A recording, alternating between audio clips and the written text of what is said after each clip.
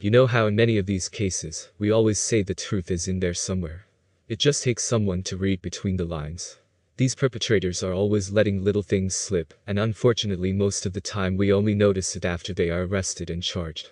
Well, this is so true in the case of Madeline Soto. This man reminded me so much of Chris Watts, as he sat there sniffing, and trying to convince us that he is utterly distraught that his stepdaughter is missing. The wiping of his eyes, when we could all clearly see there wasn't a single tear falling. So ridiculous. Stephen was asked about what conversations him and Madeline had in the car. You know what he said. My jaw dropped listening to this after he was arrested in her disappearance. He said not much because she was asleep for most of the way. How absolutely disturbing to think about, now that we know Maddie was actually already deceased at the time. She wasn't sleeping, she was no longer with us. I can't believe he said that. Something else to note is that he uses the word we.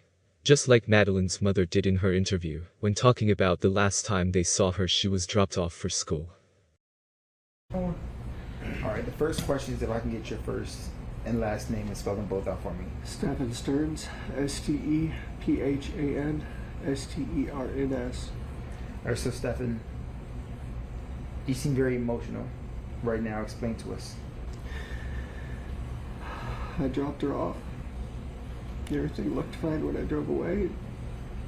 It's the last time we saw her. What were the conversations that y'all had in the car when you dropped her off? Not much. She was asleep for most of the way. Told her have a good day at school when she got out, and I love her. She said thanks, love you too. That was it. And so where do you think she could possibly be? I mean, this isn't, as I was told, this isn't normal behavior. This is not normal behavior. She's not the type that would just run off. We don't know where she can be. We're scared. We just want her home. Are you, in a sense, blaming yourself? It's hard not to. Why? I dropped her off early. I could have waited longer. She looked okay. She was walking towards the school when I saw her. It was like any other day, so I went on with my day. It's hard not to blame myself. What has the conversation been with Jen since? She's been a lot stronger than me. She's been holding it together really well, but it just keeps coming in waves. Just the reality keeps hitting. We don't know where she is. We don't know if she's safe.